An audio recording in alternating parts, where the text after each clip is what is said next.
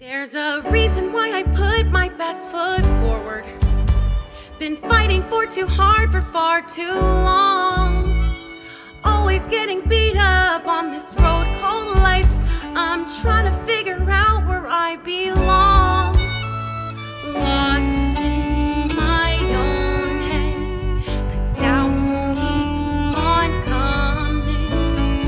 My heart beats faster. It's racing,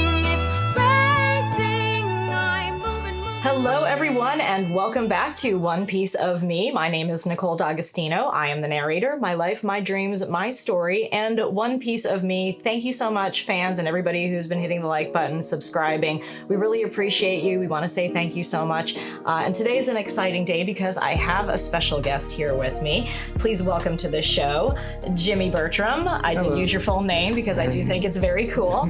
And Jimmy and I are good friends. We play at the local tournaments together. He's a One Piece lover like I am. We know the story, or I know some of the story. I'm almost to 700, everyone. Are you in current time? Yes, I've fully caught up on the manga. Everything is going crazy. It's definitely like a really good journey to stay with. Yeah, and even though I'm in a rush to catch up to you guys, I'm also just like savoring every moment, and I kind of want to get there with everyone to know what's going on, but at the same time, I don't want it to be over.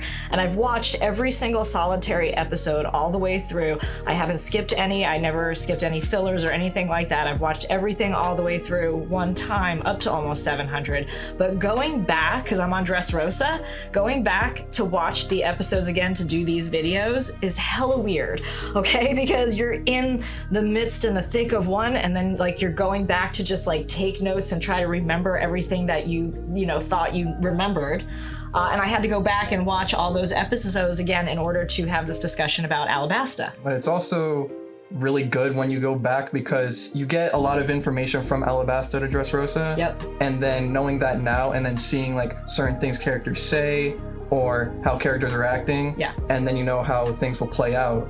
Yeah. But knowing like, oh, they had these intentions from the start, or I forgot things. Or you forgot things, exactly. Yeah.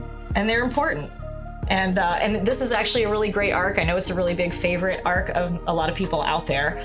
Because we play the game and we see all the trading cards as well, for me it's interesting having seen the characters on the trading cards, right, and then now starting to see some of those characters actually in Dressrosa that I did not know before, Baby 5, and a lot of them, so many. I could name, like a million, Haruden, just so many, Doflamingo. I mean, it's, crazy in Dressrosa right now. When we do these kind of discussions, we talk about the show and what's going on in the show, but we don't give too many spoiler alerts because there is a lot to There's a lot to take in. Yeah, and you were worried about talking about it, like not wanting to give the fans too much because you're in current time. Yes, it's like current time is just like their info dump. Like you get all these questions throughout the show.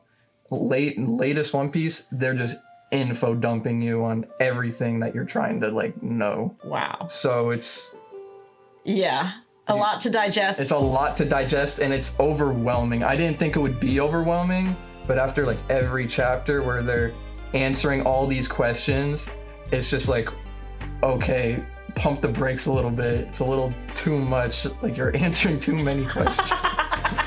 It's too much information. I can't handle the truth. It kind of feels like that, yeah. Right? It's interesting because I know that in current time right now, a lot of people have been talking about like Oda really getting pretty serious and really wanting to tell this part of the story and really answer all of those questions for everyone. The final saga of One Piece. Do you think it will end this year or next year? It still is probably gonna have like a good few years, just because like you have things like Dragon Ball where sagas are the arcs, but how Oda treats sagas, it's like you're in Dressrosa, so you've seen Punk Hazard already. Yes. So there's the Yonko saga, right, where it's Law saying that he wants to start this alliance. Right. It's that. So it's all the way from Punk Hazard all the way to Wano. Wow. That's the whole Yonko saga, and you see how many years that took. Wow. So final saga starting, where he's like, I finally get to tell my story. We don't know how many years this saga is going to take. Gotcha. But it is the end game of One Piece where we're at right now. When did you first start watching it? I started watching it back in high school, like sophomore year. So that would be like 2016. Wow. And And it came out in 1999. Yes, it's like I didn't get into anime till 2016 either. But then it's just like I only remember Alabasta because during like Hurricane Irma, it's just open the floodgates. no, it's like I ended up meeting someone and she wanted to go into this friend group and then they started talking about anime. I'm like, what's a good anime to start? And then they brought me into that and then I had like this cousin that was really into anime. And I was like, kind of like, okay, what are you gonna put me onto? What can you put me onto? So he put me onto like Bleach, One Piece, Dragon Ball, the GOATs. All the Japanese animes that are out there that are the GOATs, yeah. Yeah, so that's when I started, and then even my friend in high school, he's like, One Piece, just trust me, bro, just watch it. Like he's like, when Luffy gets this bounty, that's where things start picking up. But he only would talk about it like when Luffy gets this bounty and that's it. I'm like, okay. He was giving you different kinds of markers to hit. I guess I gotta work with that. Yeah. Yeah, it is kind of crazy. There's always that friend out there that's bugging on you. Once you know, and so you're trying to get other people to know. That's kind of the whole purpose of this, is that once I actually started to get into it and see it, I then became that influencer. I wanted to talk about it, and that's what's brought us here. And actually, it's awesome because we've met so many friends and we have so many people that we love to hang out with. We were just talking. It sometimes doesn't matter if you win or lose at these games. Right. It's really just hanging out with your homies and having a good time, and it's the community and the relationship and the friendships that you're building. And Alabasta is actually all about relationships and beginning relationships, because we really see during that time when Princess Vivi now, just caught up from where we were talking about other episodes, Princess Vivi comes into play. We find out she's been underground. She's been trying to figure out who's been, in charge of trying to ruin her country. Right. And lo and behold, she meets some friends. And during that time that she meets those friends, and it's the Straw Hat crew, they learn more about her and there's backstories. And she starts to now, have this crew of friends, and everybody that's on the ship right now is even kind of wondering, what the hell are they even doing following this captain? Because he's crazy and ridiculous and he's not thinking straight sometimes, and he's just going off sheer, intuition. Like he's got a gut feeling about it. It's all gonna work out. And they're like, why are we following this guy? So many really great deep bits of wisdom come up. I did make some notes when I went back to Alabasta. Wanted to just share with the fans that are out there. This is where we come into contact, not just with Vivi and the Straw Hat crew right now that's together, which would be Luffy, Zoro, Nami, Usopp, and they've just brought Chopper. So Chopper's like kind of in Alabasta for the first time with them as a crew. And now getting to see the dynamics of everything. And there's a lot of sibling rivalry moments that go on. Nami likes to hit everybody over the head a few times and, knock some sense into everybody. Everyone just wants to go be dangerous, and she's like, use a little common sense. Yeah. And everybody has that one friend in their crew, right? That's like, what are you doing? Yeah, let me knock you over the head. But that's kind of where we are right now with Alabasta. We're introduced to Crocodile. Crocodile is a warlord. Right. They first get into like the whole bigger parts of the government. We're like, okay, there's these warlords that they're still pirates, but they work for the government. So how does that whole concept work? Right. It's us learning about how that's come to be and why that's come to be. There's certain pirates out there that have really strong powers, and the government really feels like it's better to contract or form an alliance with them to help kind of liaison a little bit and still have like a powerhouse pirate in their corner. Right. And then we see also we're introduced to Baroque works. What an amazing system that Crocodile has put together. We're introduced to Miss All Sunday, which, as we get to the end of Alabasta, we know certain spoiler alerts about that. So if you're just there right now and watching it, you know what's going on with Miss All Sunday. We know there's a Miss Monday. I don't remember a Miss Tuesday, but I do know Miss Wednesday was Vivi. But Mr. 1, Mr. 2, Bon Clay. Such a great character, so much fun, very fabulous. Top 5 character. Yeah, absolutely. I would say that, obviously as we get later on into it, and then, spoiler alert a little bit, yeah, absolutely. Like, we love you, Bon Clay. Okay, that's all I'm going to say about that. Yeah. Was there a Mr. 4? There was a Mr. 4 with Miss Merry Christmas. Yes, the dude with the large club, right? Yeah, but I don't remember if there was a Mr. 5 or anybody after that. There is, but there's not like too much screen time on them. Yeah. It's like you have like Mr. 4 and above, like with Mr. 3 with the wax, like the people with Mr. devil 3, fruits. Yeah, Mr. 3, that's the candle wax. Because I think guy. because with Vivi, when she was Miss Wednesday, right. you had like Mr. 7, right, who's just this guy, right, who just has like a scabbard. Yeah. See, I, again, didn't even remember a lot of that stuff because it was like Drum Island kind of area in that moment where I think they were with the Giants, Dory and them, when all of that was taking place when the fighting part. Right. You know, at this point, getting into Alabasta now, it's interesting because I didn't go all the way back there. I got into it like right when they hit the desert, which Alabasta is a very dry place. It's kind of like our version of like, I would say Las Vegas, right? Or Nevada or something like that. It's like Because Crocodile has his headquarters there, and when I went back and I saw like it was a casino. Oh right, like, yeah, he's a boss. Casino. Yeah, it was like a huge casino, and you know, everything. Again, he's using his Sansan powers to destroy this country on purpose and turn everybody against each other to start a war, right, and make himself look good. We were introduced to a lot of characters that wound up being very, very special to us. Now, even later on, we know who Fire Fist Ace is. So Porcus D. Ace comes in. We also are introduced to Koza. Koza is with the Rebel Army. Right. And so lots and lots of characters that are really important, that really like make this whole arc together. Do you remember anything at all about the backstory of Vivi and Koza? I remember that they were like childhood friends. Yep.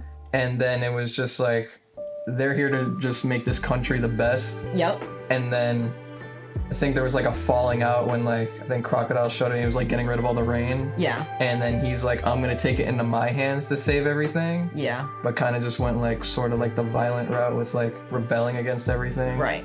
And then Vivi was just like, yeah, I gotta find a way to make this right in terms of like peace. Yeah, there's so much actual beginning camaraderie between everybody, and Vivi and Nami wind up really hitting it off. They're riding through the desert on a camel named Eyelash.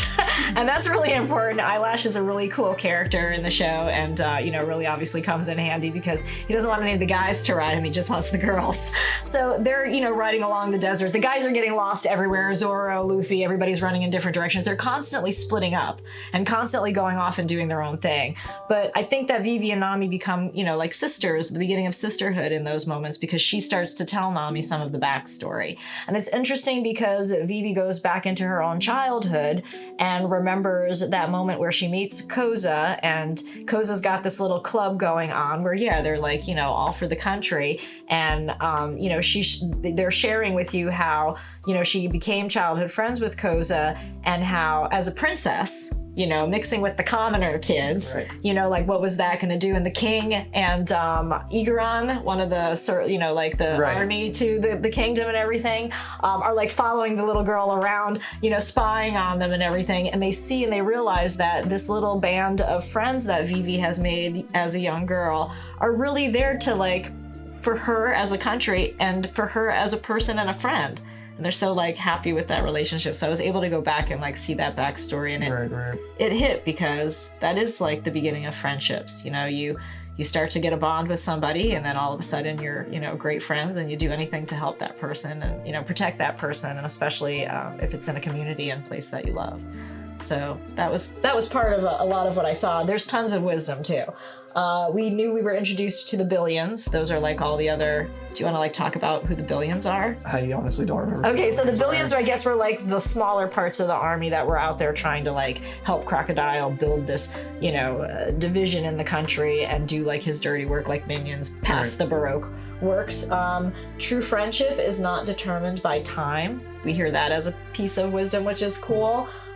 We learn about Cobra, and like I said, we learn about Ace. And then Smoker and Tashigi are also at Alabasta, because they're hanging out in a bar, and I guess Luffy and Usopp get to this bar, and they're like dying from the heat and everything, and they need the water, and they're battling all these sand creatures, right? There were all different sand creatures and everything that came out of that.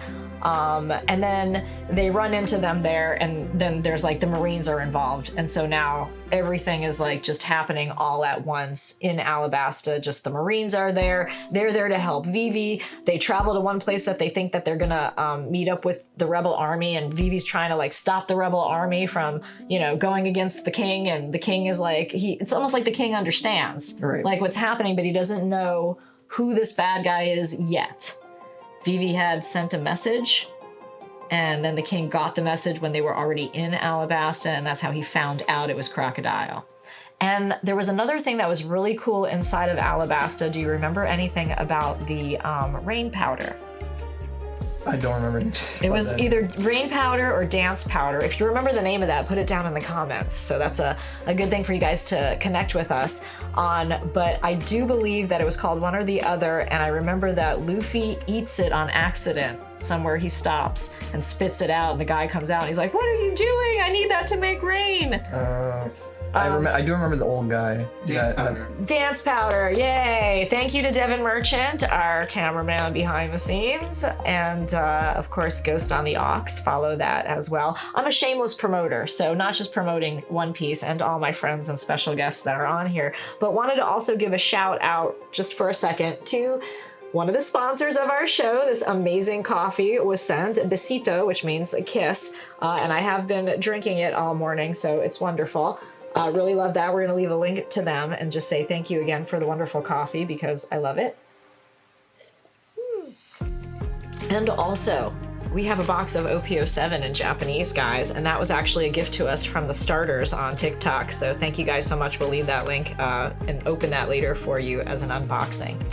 But back to Alabasta, what else did you maybe remember? Like, who were the other characters that you remembered specifically in there and why they were there? The characters, I'm trying to remember, because I remember the whole them getting locked up and then the whole introduction to Sea Prism Stone. Yeah. So we figured out that there's these stones that can just kind of turn off devil fruit powers in a sense. Yep. So we figured out like Crocodile's able to really keep a good hold on anything that tries to mess with like his business. Yep. Devil fruit kryptonite? Yes. It's devil fruit kryptonite. It is devil fruit kryptonite. When you eat a devil fruit, you gain these powers, but you lose the ability to swim. Like, you're affected by seawater specifically. So when you touch seawater, whole stamina, all your energy gets drained and you drown. Yeah. So they managed to, I don't know who made it or where it was found. They must have gotten a sea salt element out of the water. There's like a stone called Sea Prism Stone where they make things out of this stone, like say like handcuffs or weapons. Cages. We've seen that in the future. In order to stop people with devil fruit powers. Like Smoker, he has such a weird weapon, I forgot what it's called. It's like this like two-pronged sword, and it's it's tipped with Sea Prism Stone. That's right. So he can hit a... Yep. If he hits you and you have a devil fruit. It hurts because Luffy being made of rubber, right? Most things just don't hurt him. Yeah. So on rubber, you're glue. Right. And then he actually takes physical damage from Sea Prism Stone attacks, or say if you're like a Logia type, say like Ace, who's made of fire. Right. If you use some Sea Prism Stone to attack him, it hits him like he's actually physically like there. Right. It won't just go through him like most Logia type users. Right. And we learn, this is where we learn that, and again, we are going to give a few spoiler alerts, but we do learn that Ace is Luffy's brother. Right. And it's interesting because, do you remember? We should do like a do you remember, and if you get it right, I should give you something like a little prize. Do you remember what the brothers did to become brothers? Because it wasn't just one brother, but in order to become brothers, do you remember what they did? Yeah, they did the whole sake cheers. Yeah, they shared a little cup of sake. We shared some sake recently on our trip to Miami. Shared? I drank it all.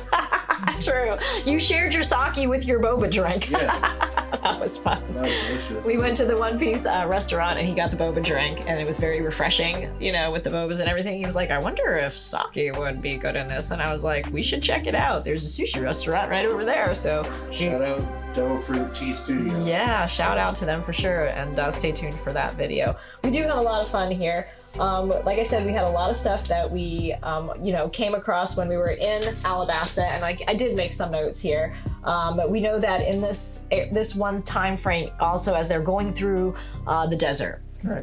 And Vivi is now seeing her country completely, more taken over. There's ruins now. There's no water at all. There was one specific place that Koza and his father were in charge of starting. It was a new city, and it was called Yuba Oasis.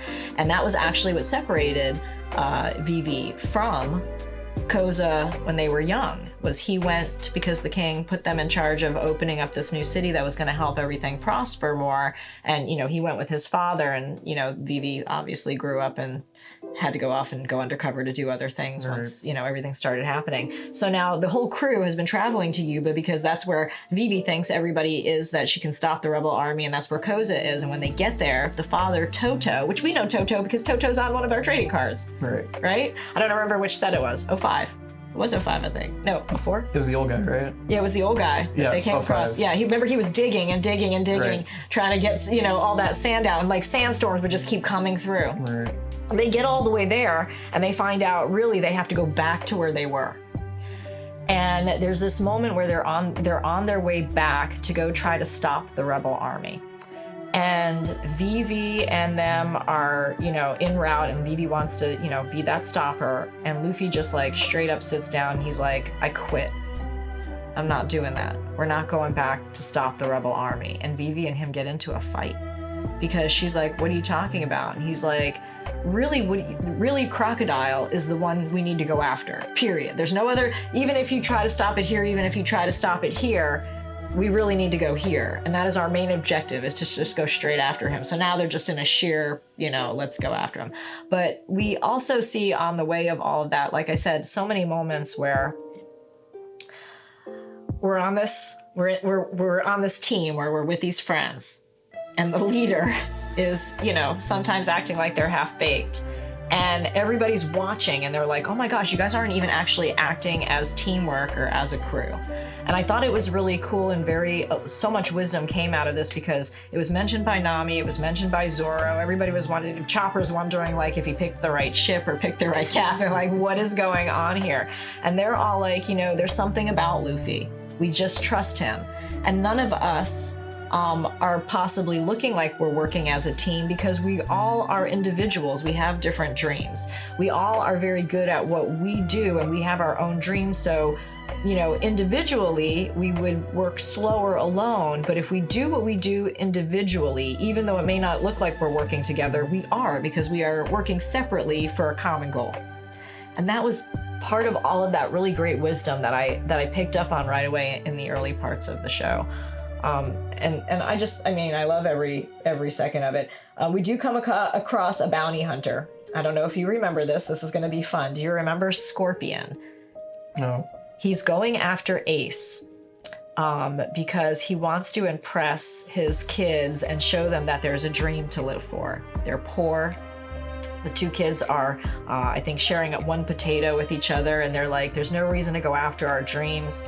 And the father overhears them. So he kind of starts this rumor that he got into this fight and defeated Blackbeard. And so Ace actually comes to Alabasta looking for this guy Scorpion. So if you forgot that part, it's cool. And the kids' names were Chip and Dip.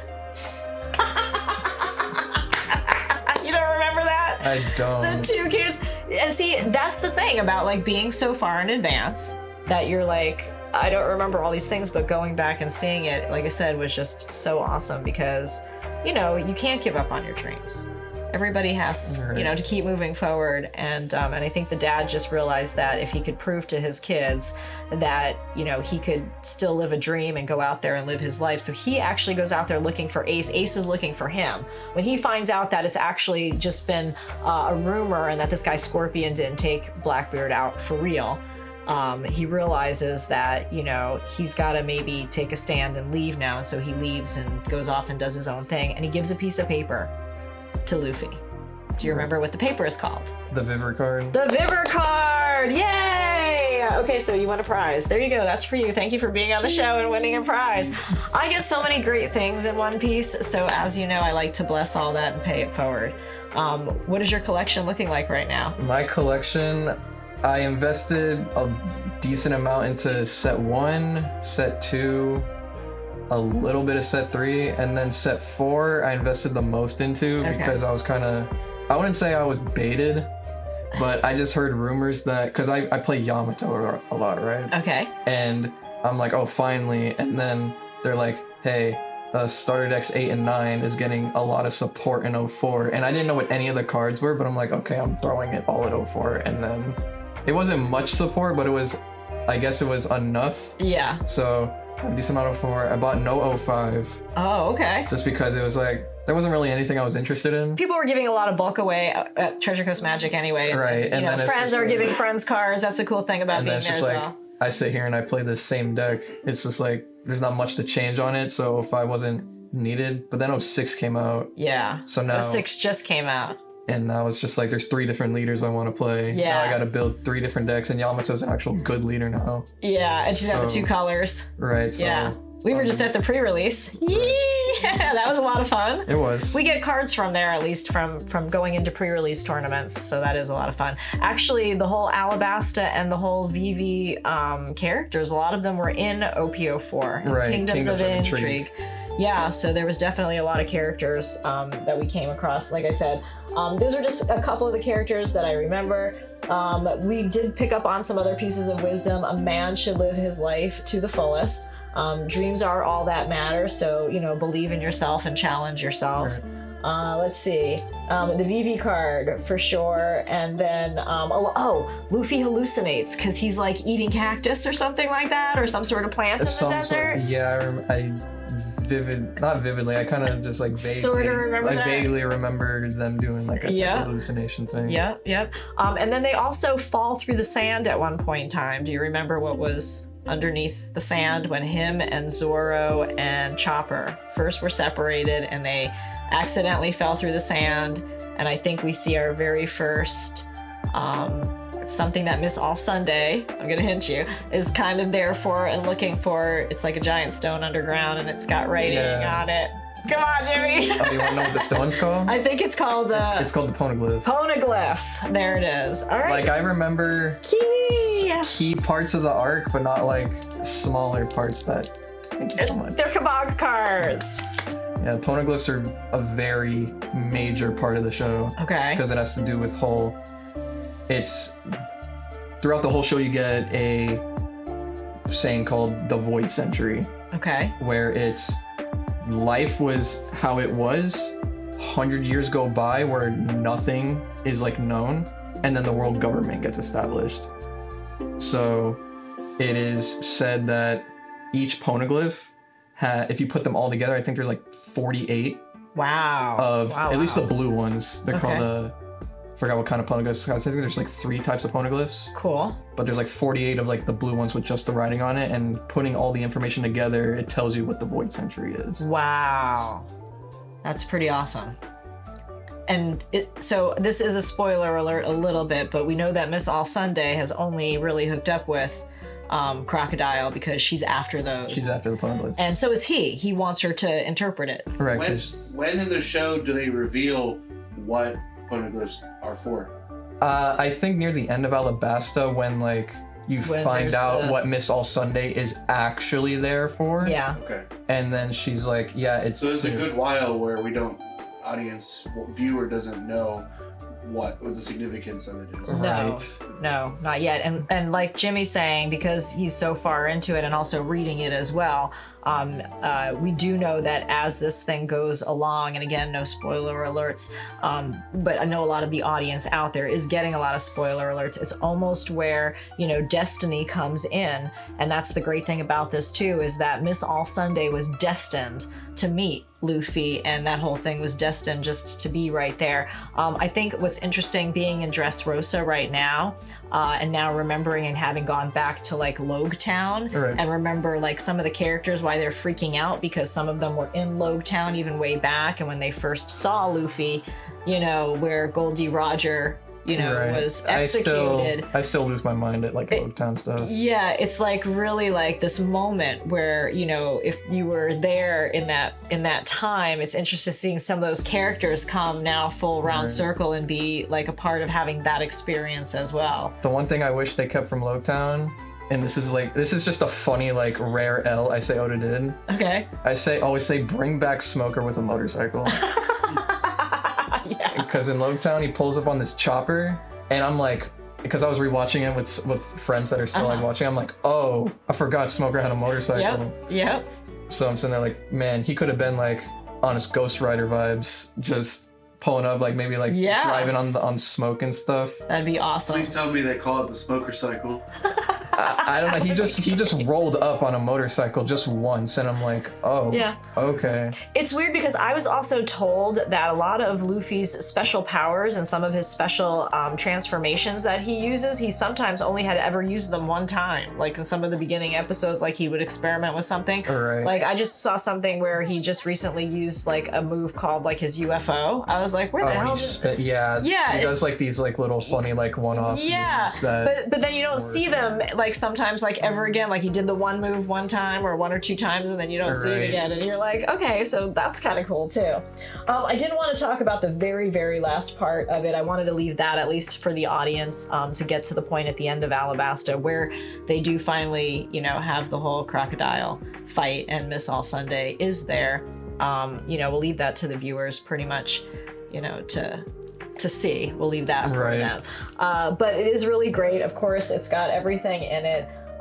We do, like I said, get a lot of wisdom. I think some of the other things I really wanted to just touch on here was, you know, questioning their captain, wondering why they're, you know, protecting each other, and individually they're just taking risks. They fall underground. They find the poneglyph. Poneglyph. I actually wrote it down as like a hieroglyph. Isn't that like in real life what we actually have? Like hieroglyphs? Hieroglyphics. That's like the name of the... odd language of the Egyptian. So it kind of reminds you of that a little bit, like where our history is, which is kind of cool. And then Sanji makes a lot of comments when Vivi starts talking about country. She's like, you know, kingdoms rise and fall. And then she starts to reflect on what makes a country if it's not its ruler, because if the ruler falls, the people still go on living. Right. And so is it, you know, she's actually kind of pondering at this time, like, is it culture? Is it tradition? What do we keep and preserve? And what do we let go? You know, there's so much of that goes on in today's life. You know, it's interesting that Oda is just like almost a prophet. It, for me, seems like he just went back in time, redid so much religion and spirituality, turned it into a modern day, but brought back so much. And then seeing things like even in current One Piece where it's like how like modern like life works, like you start to see it like in later One Piece, how he kind of just keeps up with like current how events. Yeah. And it all makes sense. It's like days of new are just like days of yore, just different time. Right. So that's pretty much, I mean, I don't think that's all of Alabasta. Like I said, there's a lot of relationships that are formed there. We definitely see, let's see. You know, we get to the Spider's Cafe. The Spider's Cafe is cool because that's where we actually see, and I think we meet Miss Doublefinger there. Because she's like acting as the bartender. Do you remember that at all? I don't remember a lot about Alabasta. Like, I remember the key main story points of Alabasta, and that's about it. All right. So like the whole poneglyphs and the Crocodile being a warlord and all these like major points, but like everything in between is just like kind of... It's crazy. Hazy, just because it's been years. It's a lot of fun to go back and watch, so I highly recommend that you go all the way back and rewatch some of the episodes. Me and my friends were like, once One Piece ends, we're gonna binge all the way through it again just to see like how much information held up. Right. And what things we kind of missed out on in terms of information. That's like, wow, they said this way back when, and then here we were happening now. That's what happens a lot in modern One Piece too, where it's just like they'll tie things back to previous arcs, and then you're just like, wow, this world building and foreshadowing is just, Oda was just top tier with it. It really is, you know, one of a kind. One piece of me is like really all about one piece of you, one piece of you, one piece of everybody just kind of coming together. That's what I love so much about it too. That's, you know, I think it's brought so much joy, so much healing, so much understanding to people. I know a lot of people who have been in some pretty, you know, sadder places have actually watched through it, and it's part of healing. I know that throughout the course of the day, people are excited to, you know, get to the next episode, and I certainly have a lot of fun just binge watching it all the way through. It's definitely an just emotional this one time. journey. It is an emotional journey, but one that I absolutely love taking. And thank you so much for taking this one today with me. If you could pick your favorite arc, what's your favorite arc? My favorite arc? Yeah. It would either have to be either Whole Cake or Wano. Okay. And in Alabasta, do you have a favorite character that's your favorite characters, one of your favorite characters still? Was there any one particular character in there that you were just like, love this character? Only Alabasta? Or only Alabasta. You can only pick out. We're doing an episode on Alabasta, so we kind of want to talk a little bit more specific about Alabasta. Because there's so many great ones in there, yeah. Because like I said, we had Ace come onto the scene. We met Vivi, Vivi's in there, Cobra's in there, Pell is in there, Pell.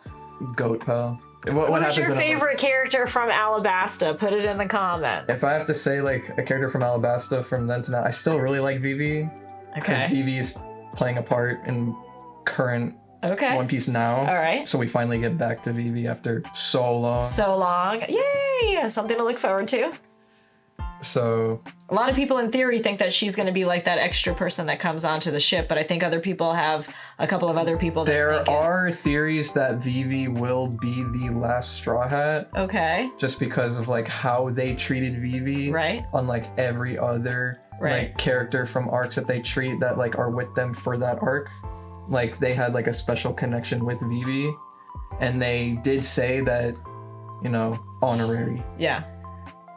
So. Will you still call me your crewmate? Yeah. That's a card too. So much emotion on it. So I wouldn't be mad if Vivi was the last Straw Hat. I personally want a different character. Who do you want? I wanted Yamato to be the last Straw Hat. Okay. But there's like a little bit of bias, but also like there's a little bit of sense to it. Okay. But there's also like every time someone says like, oh, they want this to be the Straw Hat, this to be a Straw Hat, me and my friends, we all tie it back to what Luffy said to Zoro back when he was on the raft. Right. He's like, I kind of just want a crew of like 10 people. Right. And if you think about it, he does have a crew of 10 people. With him. Right, but without him. And I always say without. I'm like, there's still one spot left on the crew, but I don't know who it could be. Well, I think I might actually have a spoiler alert for you. This is a very interesting mat that I have on the table here with us today. I was on the Temu app, which I get a lot of stuff on there, which I love, as you know. And when I saw this mat come up, I saw it and I was like, oh my gosh, it's a mat of the crew members, all of them with their fist in, kind of like when they put their leg up on the barrel in the beginning. Yeah. So there's a representation of all of the characters on here. And when I saw the picture and I zoomed in, it said pre-release. And I was like, okay. And then I zoomed in some more. And what I saw around there was Luffy's hand. And then I counted 10 other. And so when the mat came in, I didn't know who it was, but the kid did. And it's actually, and we'll do a little video footage of it here, but if you actually reach over and take a look, do you see that? Luffy, I see. 1, 2, 3, 4, 5, 6, 7, 8, 9, 10. So does that tell you something? That tells me something, but like I'm trying. But it's not confirmed, right? It's not confirmed. I'm also trying not to say it. Get my hopes up. But isn't that cool that merch was out? It's cool. But it could be tricking me. It could. It could be tricking me. I try not to get my hopes up just because I was so. We won't say it out loud, but we are going to have Devin actually do a little woo, and then we'll flash it up on the screen real quick. I got so played. Played? I got so played. When? It was when I was talking about the Straw Hats. It's just like, you don't understand how played they did me in this. It's in current episodes. It's in Wano, so I can't say anything. Okay, all right. But it's just I'm not like there yet. Because all I'm saying is I read the chapter. It's in the anime now, but I read the chapter and I hit up all my friends. I'm like, it's time. Y'all were doubting me, and then you love it when you know something and you're right. And then they just 180 me, and I'm just like, bro. And then they all laughed at me. And then they wrote it differently, and they were like, ha ha ha. Oh man. But I still have hope. Okay, listen. Hope is what One Piece is all about. That's the essence of Luffy. Luffy represents hope in its truest form, in its truest and purest form. Like, it doesn't get any more hopeful than that. Right. Do you have a favorite character across the board? It's like always like up in the air, either between Yamato or Sanji. Okay. Because most people say that, most people see, like, even at the card shop, that like Yamato's my favorite character. But then there's like a moment later on in One Piece where, like, I'll tell you right now, I watched this episode, and because you'll start like, they're like, yo, One Piece making mad money now. They start putting all this budget into all these episodes, and when like these crazy fights of like the main characters start happening, and you have like all these different animators from like America and Europe and all that, like GOAT animators that are like working on One Piece specifically. Sanji had a fight, and I'll tell you right now, my friends looked at me like they haven't looked at me before. I cried so hard. I was crying. Hey, if you guys are in current time, you know what this feels like. I've never cried out of excitement in my life, but it's just like, because I've loved Sanji from the start, and then way later you'll see like him have more development. All right, I'm looking forward to it. But it's just, I love Sanji. That was Sanji. I got a Sanji on the crew. That was Sanji's moment. That was his there. moment and I right there. Cried like for 10 minutes. And I was just there.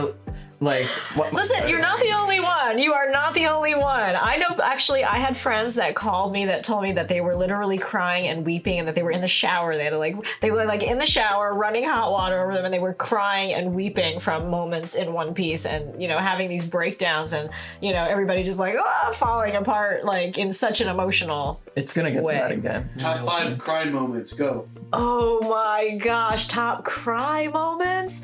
I think definitely when the hat went on to Nami, there was a tear, but I think more when Luffy hit Arlong. I was like, yeah, yes, cry moments. I Want to Live.